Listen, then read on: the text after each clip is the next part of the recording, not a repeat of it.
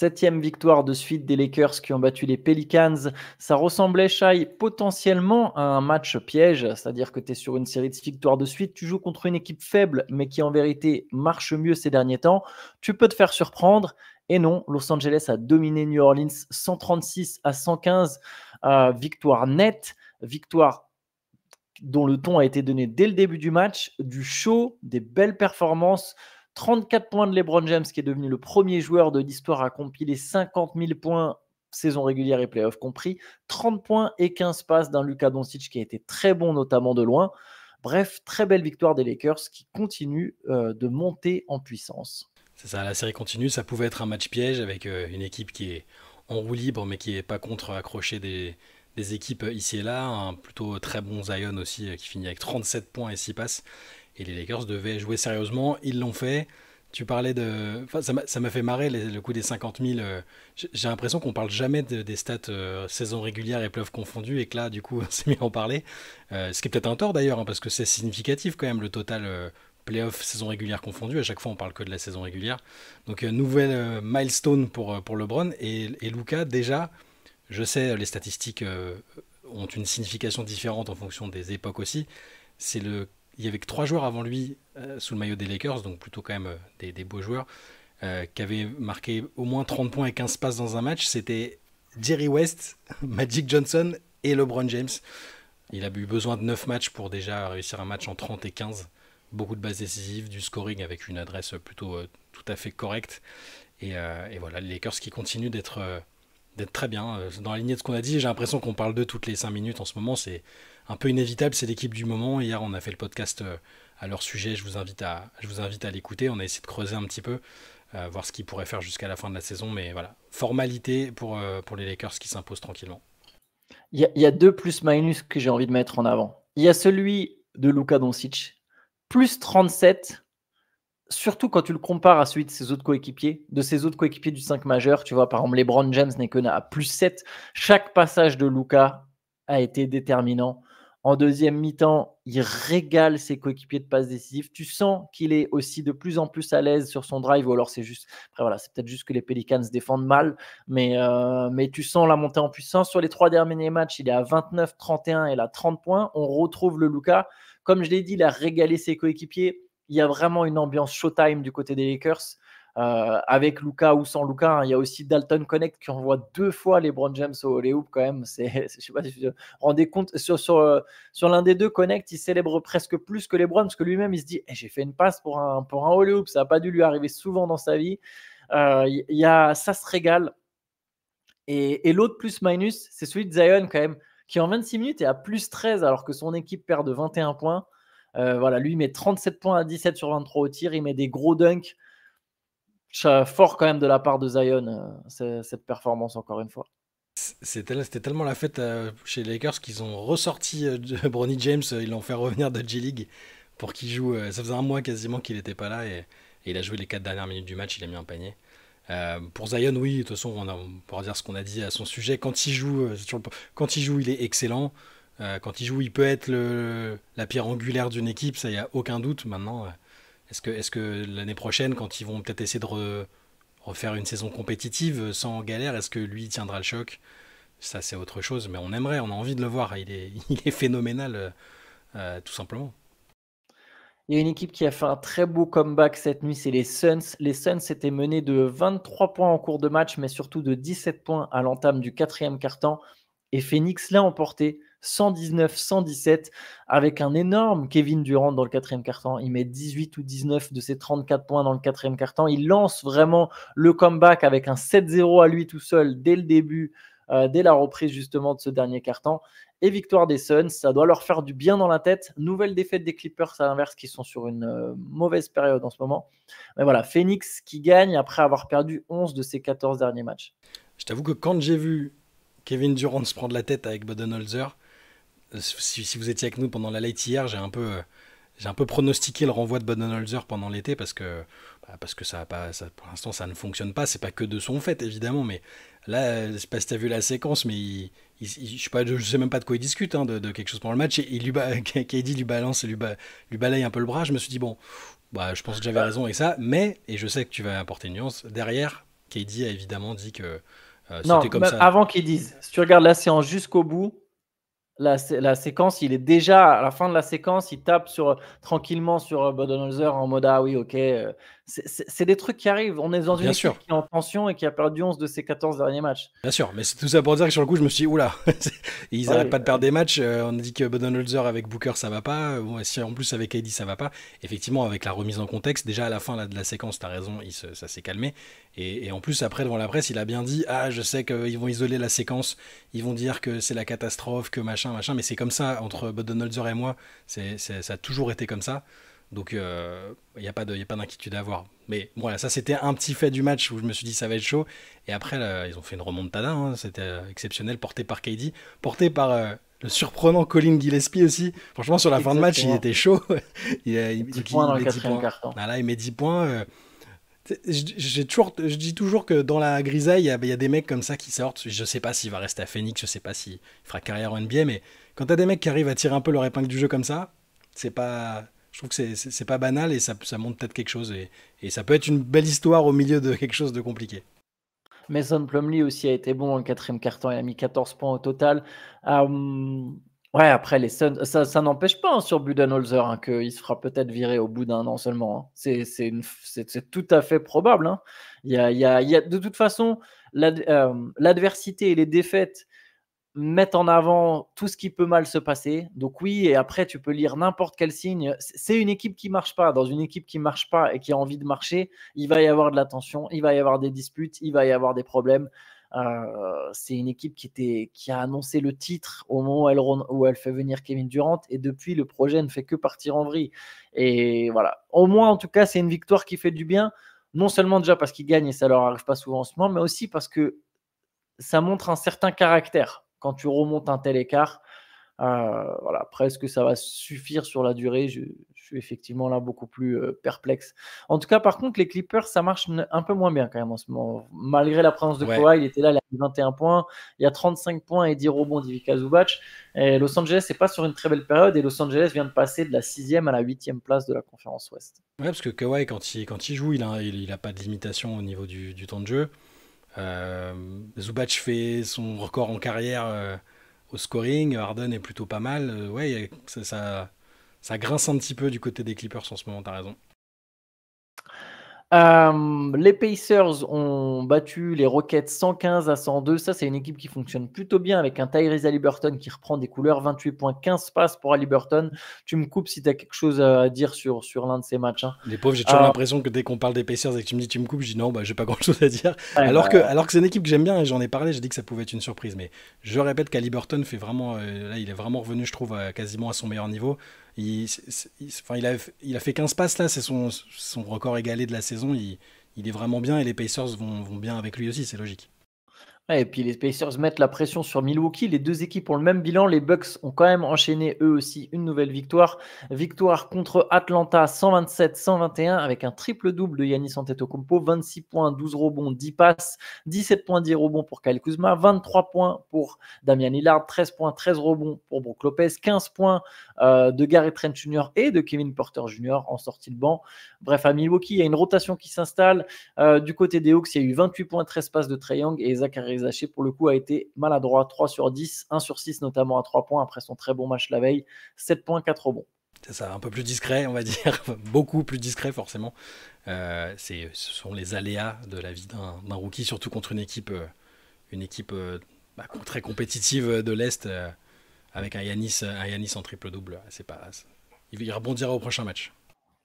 Golden State a battu New York 114-102. Nouvelle victoire des Warriors qui traditionnellement s'imposent au Madison Square Garden avec Stephen Curry. Il a mis 28 points, 7 rebonds, 9 passes. Il y a 19 points de Jimmy Butler, 19 points de Brandon Podziemski. Et j'ai oublié le bilan de Golden State avec Jimmy Butler, mais il doit être de 9 victoires en 10 matchs, je crois, ou quelque chose comme ça. Hein, Il a dû perdre qu'un seul match, je crois, et il ouais. faudra regarder, mais je me suis posé la question aussi. Depuis son arrivée, de toute façon, il y a eu ce changement de dynamique assez clair, changement d'humeur même au sein de l'équipe. Steve Kerr a l'air revigoré, Curry a l'air content, Draymond a l'air content aussi, donc tout va bien. Et puis là, ce déplacement annuel de Curry au Garden, c'est son jardin. Il est jamais mauvais vraiment à New York. Il a 12 victoires, une défaite en carrière. Et j'avais été à l'un des matchs en question où il met pas 52 points au Garden, j'étais au match. Si, c'est ça. Ouais, Voilà, c'est le match de sa révélation. Ouais. voilà, c'est ça. Donc ça devait être la saison 2013-2014 ou 2012-2013, je Mhm. sais plus. Juste avant son MVP. Et donc tous les ans, il vient faire sa promenade. Alors là, c'était plus tranquille, hein, mais 28,9 passes, 28,9 passes quand même. Les Knicks ont joué 104, qui a un problème personnel. Ils savent pas s'il va faire le road trip avec eux. Je sais pas ce que ça implique. Alors certes, Mitchell Robinson là, est revenu depuis 2-3 matchs, mais faut surveiller quand même aussi pour le classement, vu que ça peut compter. Kat est un joueur important quand même. Ouais, après, ils ont un peu d'avance, eux. Sur leur troisième place, ils sont C'est vrai. plutôt. Ils vont notamment avoir un match à Los Angeles contre les Lakers. Le prochain, c'est le dernier match des Lakers, je crois, avant leur déplacement, avant leur long road trip. Ouais. Toronto a encore achevé Orlando, encore une victoire très courte des Raptors contre le Magic, victoire 114-113, mais celui-là, victoire arrachée à 0,5 dixième du buzzer par un Jacoby Walter, le rookie qui a mis 17 points, qui a lancé c'est pas une prière, j'exagère un peu, mais son tir un peu chanceux, mais c'est de la réussite, c'est du talent, et c'est le panier pour la gagne pour Toronto. Ah, il est défendu pourtant, hein. Je crois que c'est Da Silva qui se met devant. Enfin, c'est pas une prière, en même temps, il y a quand même de la réussite. Il faut de la réussite pour mettre ces paniers-là. Il n'est pas vraiment en équilibre. Bon, c'est un peu cruel pour Orlando. Banchero fait un match à 41 points encore. De toute façon, là, cette deuxième partie de saison pour Orlando, tout ce que j'avais dit en première partie de saison où je me disais ça va bien s'arrêter à un moment et tout ça, malheureusement, j'espérais faire la méthode Coué et que ça fonctionne pas. Mais là, Orlando, c'est compliqué, ça glisse. Là, c'est quoi? C'est la quatrième défaite de suite, je pense. Mais ouais, Ouais, il glisse c'est ça. encore, faut faire gaffe, il reste quand même. Il reste 17 matchs. Ah, non, Mais bon, mais tu peux glisser. Mais après, par exemple, pour le play-in, si tu es 7e ou 8e, tu sais que tu as a priori un match de play-in à gagner. Si tu es 9, 10e, tu en as deux. Donc c'est important effectivement de garder cette 8e place. Et là, déjà, non seulement Orlando perd du terrain sur la 7e, mais aussi voir Atlanta se rapprocher derrière, quoi. Hum, je sais plus si je voulais dire quelque chose. San Oui, Antonio, Banchero, énorme dans le quatrième quart-temps. Il a mis 22 points à 8 sur 8 dans le quatrième quart-temps. Banchero. Il finit avec 41 points. Il est énorme dans le quatrième quart-temps. C'est lui qui met aussi les lancers pour passer devant à 5 secondes de la fin avant le panier de Jacoby Walter. Donc c'est dommage qu'une très belle perf de Banchero qui shoot à 14 sur 20 ne soit pas converti en victoire. Cleveland, pour le coup, a décroché sa 11e victoire de suite, victoire contre les Bulls, 139-117. Là, je pense que chaque match de Cleveland, il va manquer un titulaire, sauf quelques exceptions, peut-être un ou deux matchs par-ci ouais, par-là. cette nuit c'était Là, Mobley, ouais. c'était Evan Mm. Mobley, mais bon, de toute façon, pas de problème. 28 points de Mitchell, qui lui revenait après avoir été reposé. 25 points, 17 rebonds pour Jarrett Allen. Voilà, pas grand-chose à dire, je pense, C'était sur ce pas facile. match. Eux, mentalement, ils ont vraiment des ressources. Parce que ça fait plusieurs matchs où ils doivent remonter des retards. Là, ils ont eu 15 points de retard à un moment. T'as pas Mobley, tu peux te dire, ça va, ils vont finir par un peu lâcher le truc. Sauf qu'ils se sont encore accrochés. Quatrième carton à sens totalement unique. 43-23. Mitchell fait un bon match, 27 points. Jarrett Allen, très très dominateur aussi à l'intérieur. 25 points, 17 rebonds. Les Cavs sont toujours incroyables. Voilà. On se répète, hein, forcément, tous les matins on parle des matchs, mais ils sont 11 victoires de suite, et qu'il y ait des absents ou pas, ils tiennent le choc, ils sont impressionnants. Les Timberwolves ont battu les Sixers 126-112 avec 18 points d'Anthony Edwards, 17 points de Jaden McDaniels, 20 points de Nickel Alexander-Walker en sortie de banc. Et du côté des Sixers, il y a eu un bon match de Gershon Yabusele, 18 points, 7 rebonds. Encore un bon match de Quentin Grimes aussi. Tyrese Maxey n'était pas là. C'était plutôt serré pendant 3 quarts temps, et après Minnesota a pris le dessus en fin de match sans avoir besoin qu'Anthony Edwards fasse un carton comme la dernière fois. Donc bonne victoire de Minnesota. Importante victoire de Minnesota à défaut que ce soit très qualitatif.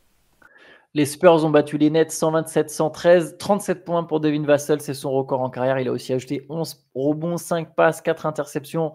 Donc gros match de Devin Vassell. Il y a 17 points aussi du rookie Stephen Castle. Voilà, San Antonio, c'est quoi, deuxième victoire de suite, je crois. Ils enchaînent quand même. Non, ils avaient perdu, ils avaient reperdu Ils avaient entre temps. perdu, Mais ouais. bon, voilà. Là, c'est les quelques matchs qui te rappellent que les Spurs ne peuvent pas descendre trop bas de toute façon, et choper un pic trop placé. Et directement dans la foulée de la signature de son contrat jusqu'à la fin de la saison, Bismack Biyombo, 13 points, 14 rebonds. Double-double pour lui, toujours là, il s'accroche. Les Spurs, ils ont un meilleur bilan que les Bulls, qui sont 10e à l'Est. On a fait déjà le tour des matchs ou j'aurais oublié? Non, je crois qu'on a fait le tour des matchs. On a fait le tour Tout des à matchs. fait.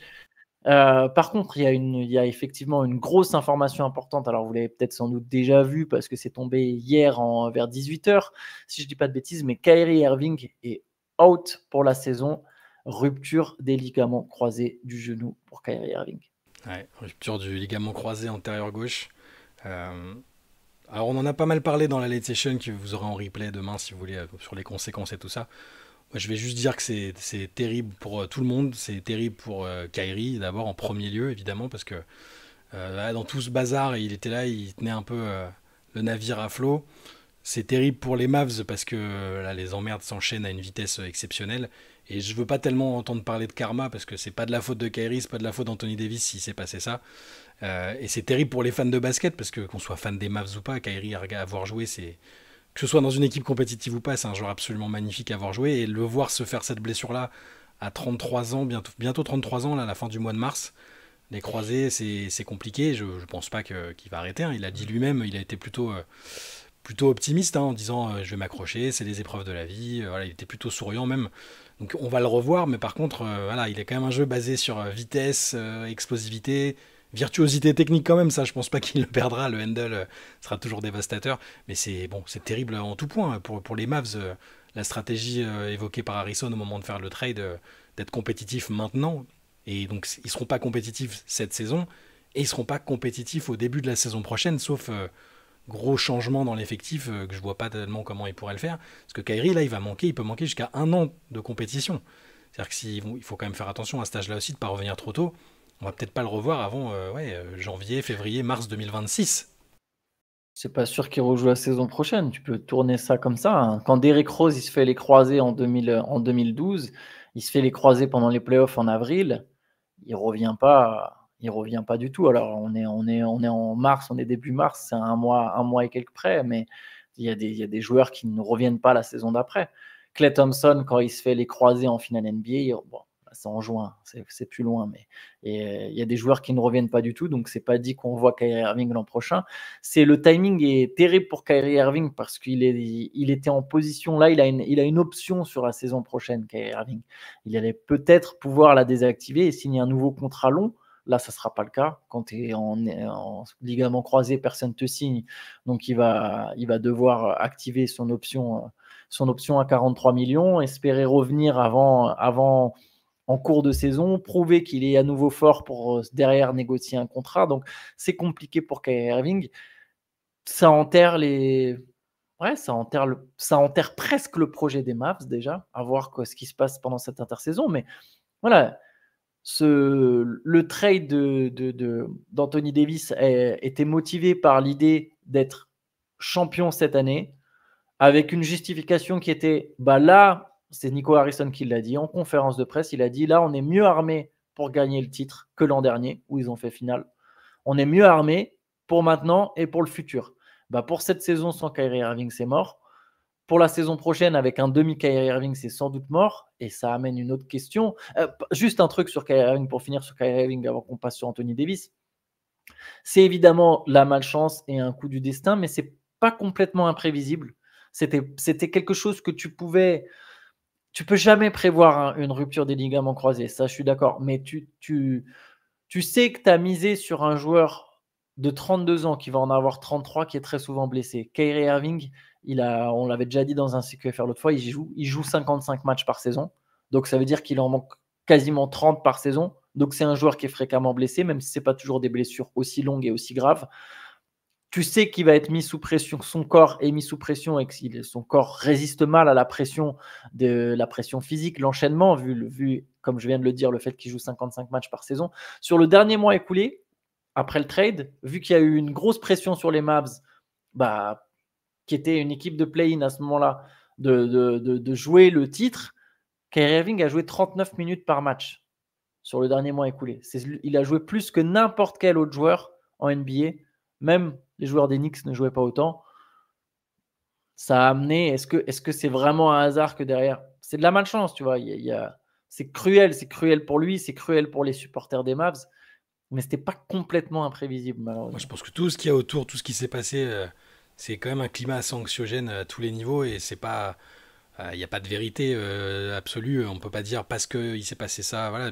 Mais tu as raison, c'est pas un joueur qui avait pris l'habitude de jouer autant ces dernières saisons au niveau du temps de jeu moyen. Et là, enfin, je veux dire, sans Davis, sans Luka qui est parti, sans d'autres joueurs qui sont blessés, il portait le poids de l'attaque pour les Mavs. Et ça, c'est difficile de ne pas y voir même ne serait-ce qu'un petit lien.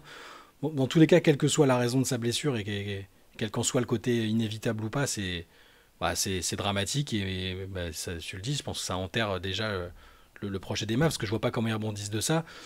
Après, est-ce que c'est impossible qu'ils lui proposent qu'ils essaient de se racheter, pas de se racheter, mais de faire un move qui plaise peut-être à la fanbase? Et est-ce que ça plairait seulement à la fanbase en lui faisant ce contrat long pour le remercier, je sais pas, d'avoir été. Ça Et paraît compliqué, hein. Je pense que ce serait pas un bon move stratégique de toute façon. c'est du suicide. Et je vois même pas comment ça plaît à la fanbase de se dire, bah regardez, hein, en plus de payer Anthony Davis une fortune, on va payer Kyrie Irving une fortune alors qu'on ne sait même pas encore dans quel état il va revenir de sa blessure au ligament croisé. Je vois pas comment la fanbase, elle peut. Enfin, le geste d'amour envers Kyrie Irving, je suis pas sûr que la fanbase, Kyrie Irving, il est là depuis 2 ans. Alors oui, c'est un joueur qui doit être très apprécié à Dallas aujourd'hui, mais je ne suis pas sûr que ce soit perçu comme un. La fanbase, elle veut une direction claire et des trucs logiques. Il y a déjà eu des décisions pas logiques. Parce que maintenant, on peut enchaîner avec Anthony Davis. Anthony Davis, son premier match, c'est une blessure sans contact. On sait que les blessures sans contact, c'est problématique. Et il n'y a eu aucune communication dessus. Donc, on peut se douter qu'à un moment, on a entendu 1 mois. Ça, c'est ce qui est tombé dans l'heure qui a suivi sa blessure. Donc, autant dire quand on n'a fait aucun examen, quand on est juste dans. Tu vois, par exemple, Kyrie Irving, hier, dans le CQFR, je disais, bah attends, ils ont parlé d'entorse du genou, tu vois. Et bah oui, mais non, en fait, non. C'est une rupture des ligaments croisés. Donc, dans l'heure qui a suivi, on a eu le droit à 1 mois, on ne savait rien. Et sur Anthony Davis, on n'a jamais eu la moindre info depuis, si ce n'est peut-être des fois il va être réévalué, mais on ne sait pas ce qui se passe. Autant le dire, Anthony Davis, il ne va pas rejouer non plus, en fait. C'est le son Et de c'est ce cloche. que hier, Shams commençait à tâter le terrain sur ça. Ah, c'est ça, c'est le son de cloche qui est. James a dit que son clan s'était réuni et, pour évaluer la situation et voir la pertinence qu'il y avait à essayer de revenir et pas à mettre un terme à sa saison tout simplement. Et c'est ce qui va se passer. Tu l'avais annoncé, ça fait plusieurs fois que tu dis qu'il ne rejouera certainement pas, mais du coup les Mavs vont finir en roue libre avec un effectif totalement décimé. Et, j'aimerais pas être à la place de Nico Harrison, quoi. Ça va être de plus en plus intenable sur le plan local et le sabordage de la franchise va faire péter un plomb aux gens. Enfin, ils vont plus aller au match. La campagne d'abonnement dont on parlait hier en se moquant gentiment, ils vont augmenter l'abonnement la saison prochaine. Enfin, comment tu justifies le prix de l'abonnement à la hausse l'année prochaine si tu as juste Anthony Davis et autour, enfin, c'est pas possible. Et pareil, Anthony Davis, donc à 32 ans, qui ira sur ses 33 ans, va devoir l'an prochain, pendant peut-être 6 mois, porter une équipe. Ça laisse aussi des traces sur le corps. Et voilà, plus tu vieillis, plus tu es susceptible, à part si tu t'appelles LeBron James. On ne sait pas comment ça marche, mais plus tu vieillis, plus tu es susceptible de te retrouver avec des blessures, enfin d'enchaîner des blessures, notamment quand il y a une grosse charge de travail. Et là, pour le coup, Anthony Davis, ça va être le cas. Par contre, c'est vrai que je viens d'y penser. Si les Mavs, effectivement, si Anthony Davis est shut down, sachant qu'il manque aussi plusieurs cadres, ça peut être la parfaite affaire pour les Suns qui peuvent revenir dans le play-in et par miracle accrocher les playoffs. Alors, sans doute pas pour aller loin, mais c'est des choses qui peuvent encore une fois potentiellement relancer éventuellement ce qui se passerait du côté de Phoenix. Ils sont à 3 matchs. Ils ont 3 matchs de retard sur Dallas. Si Dallas joue vraiment avec Olivier, Maxence, Prosper, j'ai rien conclu à chaque Le fois. pauvre à chaque fois. Ouais. Je sais même plus qui sont les autres joueurs. Mais même les autres, même les role-players, ils se blessent. Enfin, je veux dire, Jaden Hardy se fait la cheville. Je dis que là, je sais même plus où est-ce qu'on en est du côté de Dallas. Il n'y a pas Gafford, il n'y a pas Lively, il n'y a pas Hardy, il n'y a pas Washington. Ça va être c'est des matchs avec Spencer Dinwiddie à 35 points. Back to 2018. Je viens de voir que les Mavs payaient toujours Javal McGee au passage. Ils ont dû l'amnistie, je sais pas comment on dit le terme aujourd'hui dans le CBA, mais ils sont encore en train de le payer. Ils vont le payer 2 millions jusqu'en 2028, Jamal McGee. C'est Prendre beau, l'argent encore de c'est Dallas. beau, C'est beau. c'est Ouais. beau.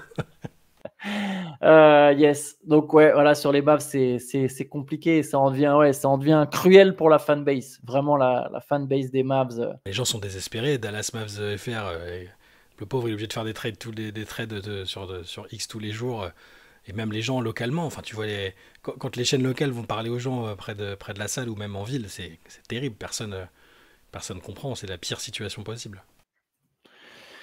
Yes, allez, je te propose, Shai, qu'on s'arrête là-dessus. On se retrouvera demain pour un nouveau CQFR. Et demain, il y aura aussi le replay de la Late Session qui sera disponible sur YouTube.